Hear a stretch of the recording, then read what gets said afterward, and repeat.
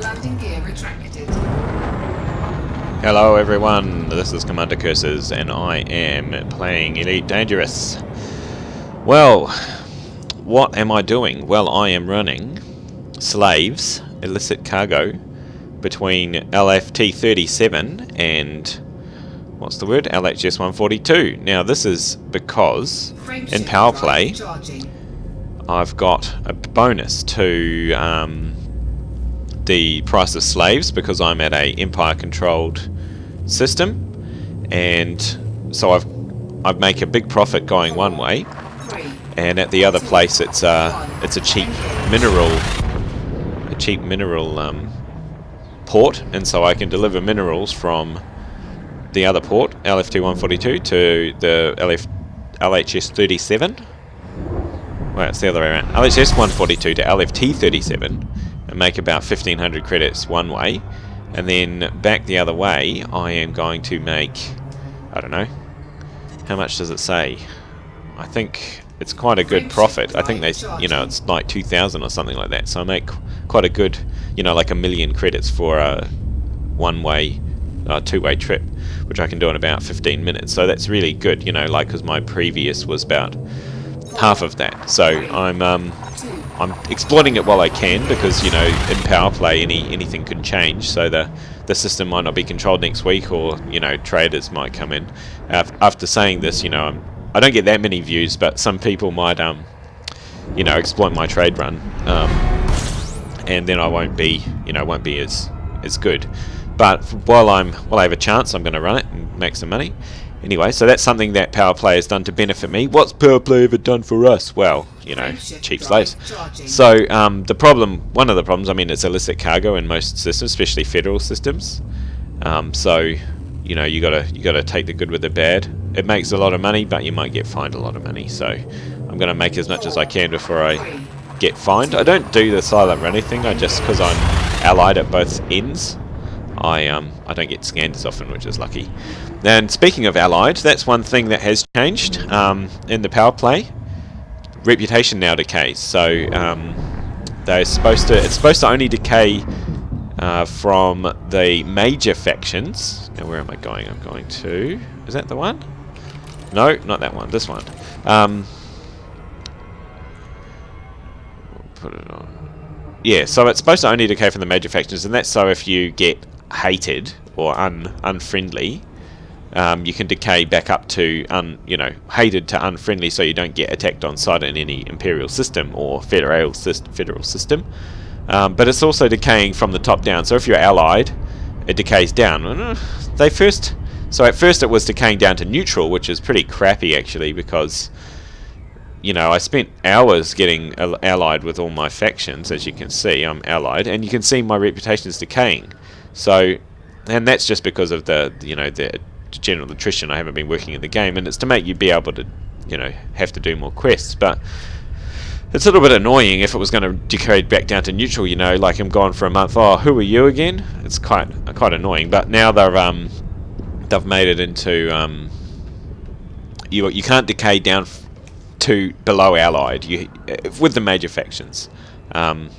You can get to just above allied, and then if you do something bad, maybe if you shoot a allied ship, then you might get down to friendly, and then further on down to unfriendly. But it's just so that people can't rack up gigantic reputations and not have anything. Here's my Vodoc again. I've approached it from the wrong side this time, which is kind of noob of me, but that's alright.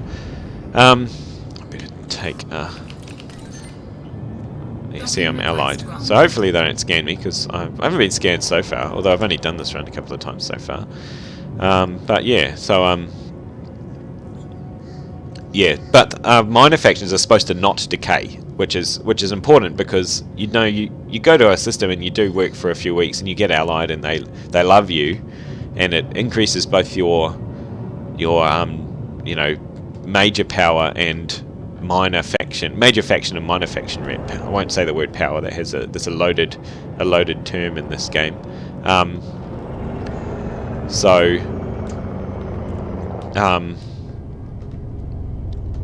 you can get allied with a minor faction, and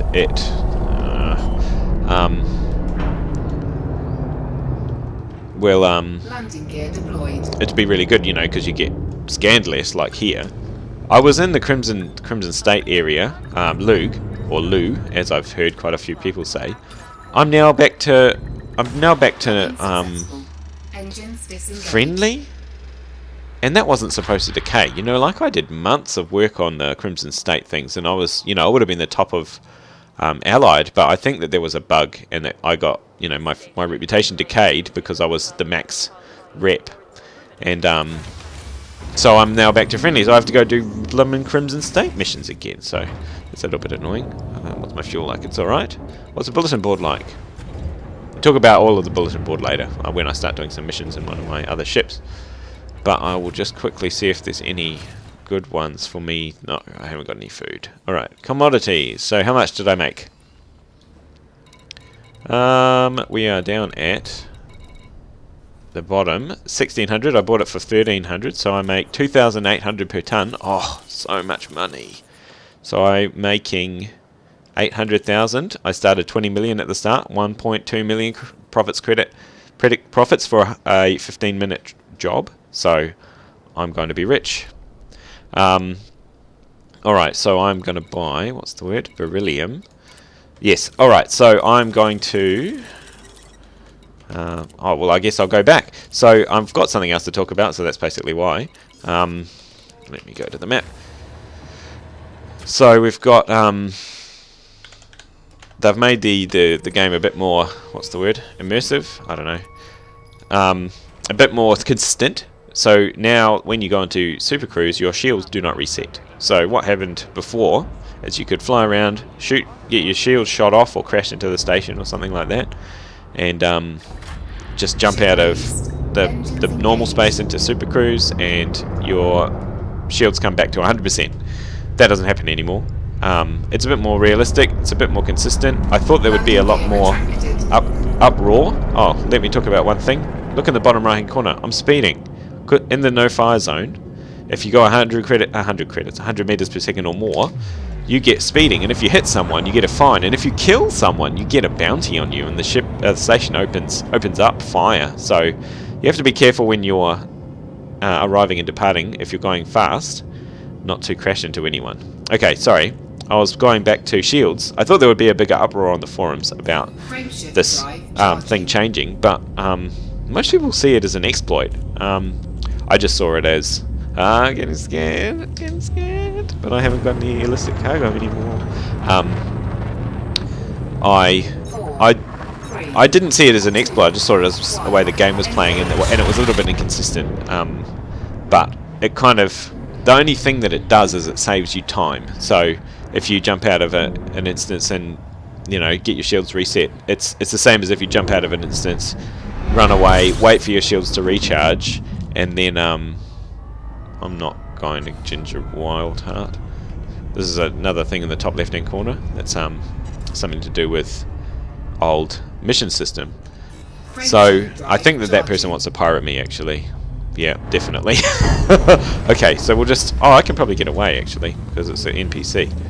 So oh, maybe not. Oh, there's bugs. I'm gonna get interdicted. Yeah, I got interdicted. Now I'm gonna get shot. I'll probably die because, you know, NPCs are actually hard. Now I've got to get away. This is gonna be bad. Okay, so anyway, let's keep talking. What was I talking about? Go away, Ginger. How far away are they? 2 kilometers. I have a feeling that I should be able to get away because I have a bigger ship. Shields. Yeah, so it saves you time having to go and wait for your shields to recharge, especially in a ship like the Vulture or the Python, which have, you know, 600 megajoules or 800 megajoule shields, which is 600 or 800 seconds to recharge. You know, that's 10 minutes if you want your shields to recharge from 0 to 100%. That's just ridiculous, making somebody wait for that much. And that's why I saw the shield jump out and jump in kind of exploit, which is a lot of... I mean, I suppose it is what it was. It just saves me time in having to do, you know, boring stuff. So now, as you can see, my shields are... how demonstrative. I did this on purpose. I failed that interdiction attempt on purpose. No, are we in 37? We are not. See, my shields are recharging, so I just got to wait a while, and I'll change my engine distribution. So it saves you time, basically. It means you can do the thing you want to be doing, which is when your shields go down, you want to be bounty hunting. You don't want to be waiting around for your shields to recharge. It means that you can get back into the action more quickly. And I thought that that would be what people would, you know, argue for and say, you know, there has to be a way of charging shields quickly when you're not in combat. And I think that that's fair enough. But what they've done is they've just made it normal shield recharge everywhere. And I suppose you do travel quite a ways between systems. Like if your shields go down, you've got damaged modules and things you have to go back to the station to repair. And by the time you get there and back to where you're fighting, it's probably going to have been about 10 minutes. And that's long enough to have recharged most shields. So I think that it's okay. It's more realistic. I think that if I wanted, you know, if I want to stay out fighting longer, I don't really have that option anymore. I have to wait and just twiddle my thumbs. And I suppose that that's a consequence of me having, you know, noobed it up and lost my shields. But I'm going to have to be a bit more careful in combat zones because I kind of go balls to the wall sometimes on different ships, and then knowing that I can, you know, recharge my shields quickly, that it's going to force a change in my gameplay behaviour, and I've noticed it since I've been playing in Powerplay. So I guess that's it's good and bad. I think that it decreases the amount of fun that I'm going to have because I'm going to do more waiting, but I can accept the change. I'm not sore about it or anything like that. Okay, so that's all I have to talk about that. What else am I talking about?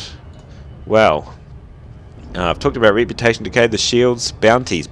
Let's talk about bounties. So bounties in this patch, they last for a week. Well, they last for a week for big bounties, but for small bounties, they don't last as long. So they've removed the Pilots Federation payoff bounties. How am I going to approach the station? Option in the system contacts, and so you have to, if you get a bounty, you have to wait a week to pay it off. And so for that week, if you go into the system where the bounty was lodged, you're going to get attacked by players or NPCs, and they're going to want your bounty. They want to get money off of you. So if you kill someone that's a week bounty, that's 5,000 credits or 8,000 credits or something like that of fine and a bounty. And if you know, friendly fire is kind of 200 to 400 credits of bounty, and it only lasts 15 minutes. And so as you know, if you do friendly fire once, you get a 15-minute bounty, and then you can go and pay it off. If you do it again, you get more of a bounty, and it lasts longer than an hour, and up to kind of the maximum of 1 week.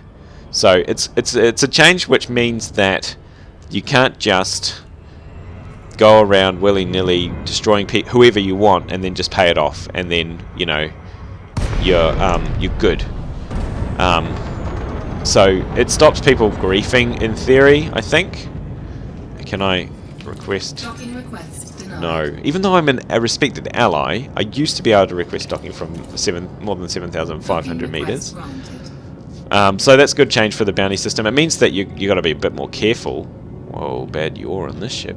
But another thing that they did is, instead of having a global bounty, a galaxial maybe bounty from that faction, it's only the bounties are per minor faction now. So if you look at my transaction tab, I've got 2 minor faction bounties.